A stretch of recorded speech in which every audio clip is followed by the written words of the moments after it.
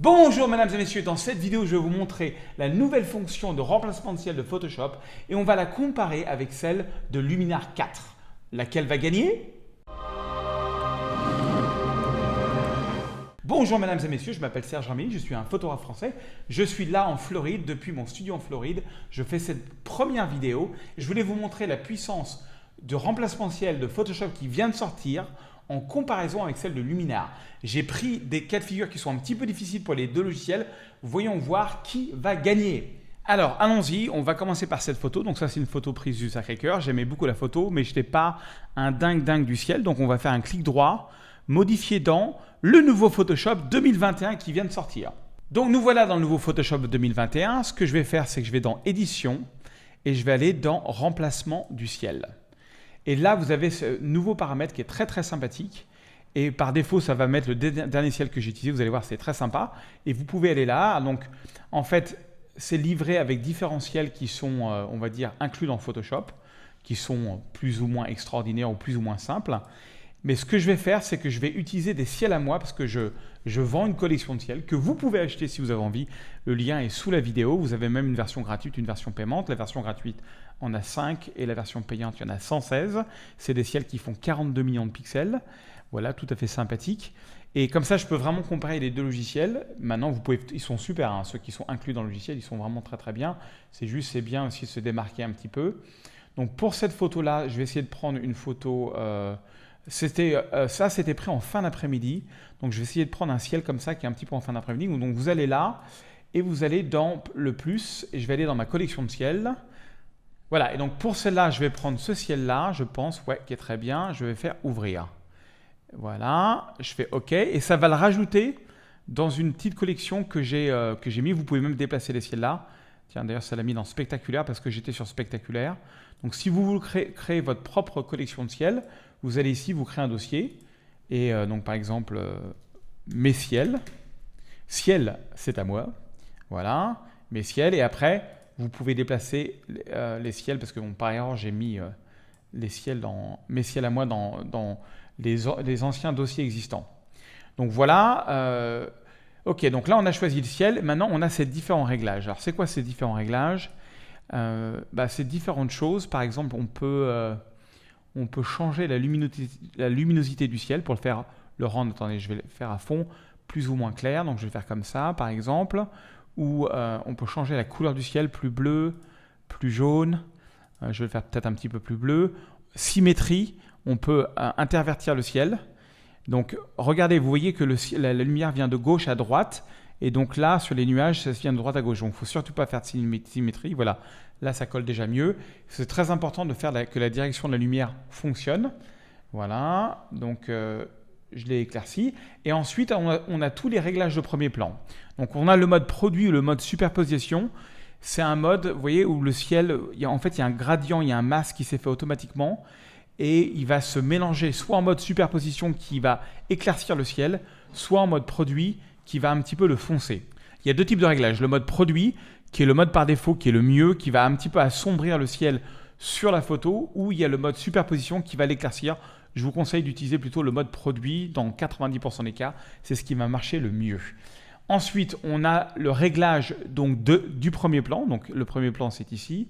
On a réglage de l'éclairage. Donc, on peut faire que le premier plan soit un petit peu plus éclairci, sombre. En fait, qu'il aille un peu plus avec... Alors, je vais peut-être l'assombrir un petit peu comme ça, voilà. À droite, ça l'assombrit. À gauche, ça l'éclaircit. C'est drôle. Et réglage des couleurs, à droite, on va à gauche vers quelque chose de peut-être plus... J'essaye de voir. Ouais, on dirait que c'est plus froid à droite et plus chaud. Mais c'est très subtil, hein. Je vois que j'ai été étonné, ça fait presque rien sur la photo. Il ne faut pas hésiter à bouger les réglages. Voilà, c'est pas mal. J'aime assez. Donc, on va faire la même chose avec Luminar. Donc, je retourne dans Lightroom. Je prends la même photo et ce coup-ci, je vais dans Modifier dans Luminar 4. Donc, on est dans Luminar 4 qui est en français. Je vais sur le deuxième icône là et je vais dans Remplacement de ciel IA. IA, ça veut dire intelligence artificielle. Je vais prendre mon propre ciel à moi parce que j'aime pas utiliser les ciels par défaut. On va essayer de prendre le même. Et voilà, donc on a mis le même ciel. Donc les réglages sont un peu similaires. Alors ce qu'il faut surtout faire, ce que je vais comparer maintenant, je vais aller à 100%. et on va comparer la partie la plus difficile qui est ici pour voir. Donc, ouais, on voit qu'il y a un petit liseré là léger. Là, le masque, il n'est pas tout à fait bien fait. Donc, on va comparer avec Photoshop. Donc, même chose, je vais mettre à 100%. Et on va aller là. Et là, on voit un petit liseré aussi, mais c'est un petit peu mieux fait là. Hein, là, pour le coup, Photoshop fonctionne un petit peu mieux que Luminar. Mais Luminar a, parce que là, il y a une partie à des réglages qui sont sympas. Si vous allez dans les réglages avancés, on a combler les lacunes. Alors, il faut bouger tout doucement, voilà. Combler les lacunes, généralement, par défaut, c'est à 10. Si vous mettez à 12, il faut y aller tout doucement. J'ai remarqué qu'il faut 11, 12, ouais, 16, c'est pas mal. C'est pas mal du tout, ça a bien amélioré le sujet. Alors, il y a d'autres options que j'aime beaucoup dans Luminar, qu'il n'y a pas forcément dans Photoshop, c'est le rééclairage de la scène, où ça va vraiment essayer de faire que le bas correspond un peu plus au haut. Et ça, je trouve que c'est un petit peu mieux fait dans Luminar, mais le masquage était mieux fait de base dans Photoshop. Donc là, vous voyez, la photo n'est pas du tout pareille. Là, on est en Photoshop, je vous remontre, et là, on est dans Luminar, où du coup, je l'ai assombré un petit peu plus, j'ai changé les couleurs pour que ça aille plus avec la photo d'origine. Mais bon, c'est quand même sympathique. On va prendre un autre cas de figure qui est très difficile pour le logiciel. Dans tous les cas, j'ai voulu piéger Photoshop et j'ai voulu piéger Luminar. Donc, on va partir sur un petit coucher de soleil où il y a vraiment de la lumière cramée ici. Et on va voir déjà modifier dans Photoshop comment ça fait. Voilà, on fait édition, remplacement du ciel. Ce coup-ci, ça va mettre par défaut le dernier ciel qu'on a utilisé. Ce n'est pas celui que je veux.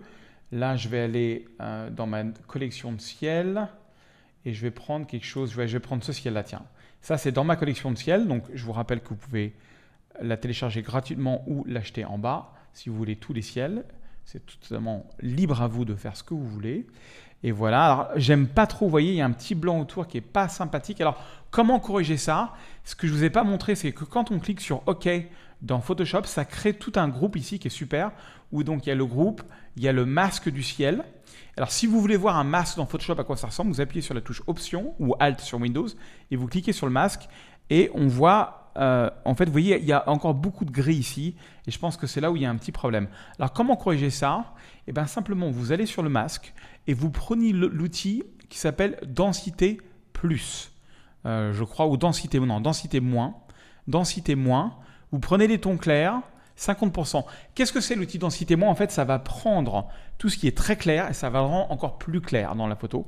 Et donc, vous voyez, quand je fais ça sur le masque, en fait, eh ben, ça fait en sorte que tout le ciel qui ne passait pas complètement, maintenant passe. Et je trouve que ça, c'est déjà plus sympa. Alors, je veux faire l'inverse pour le bas, donc je vais baisser mon outil en appuyant sur la touche CTRL et Option, clic vers la gauche, voilà, comme ça. Et quand vous avez l'outil de densité plus, vous appuyez sur la touche Alt, bah ça va faire l'outil densité moins. Par contre, ça va faire densité plus, ça va faire l'inverse. Voilà, je vais juste faire un tout petit coup ici. Voilà. Et là, j'ai corrigé mon masque. Donc, ce qui est très sympa, c'est que c'est quand même quelque chose de non destructif. Vous voyez, on a ici sur ce calque, si vous appuyez sur la touche Option, vous pouvez voir ce que fait un calque. Donc là, on a le ciel. Là, on a éclairage du premier plan. Donc, ça rééclaire un petit peu le premier plan. Là, éclairage couleur du premier plan. Voilà. Et ça change le ciel. Donc, c'est pas mal. On va faire la même chose en Luminar. Donc, je prends la même photo et je vais prendre le même ciel dans Luminar 4. Donc, modifier. Donc, je suis dans Luminar 4. Je vais ici sur la petite palette. Je vais dans Remplacement de ciel IA. Je vais dans Choix de ciel. Et voilà. Et on regarde. On va se mettre à 100% et on va voir s'il y a un défaut. Je pense que oui, il y a un petit défaut. Mais déjà, le défaut est moindre. Vous voyez, on a juste ce truc-là qui est un petit peu bizarre. Donc, si je vais dans Réglages avancés et que je fais combler les lacunes, vas-y, comble-moi les lacunes. C'est parti, mon kiki. Et voilà. C'est pas mal. C'est pas mal, ça a bien marché.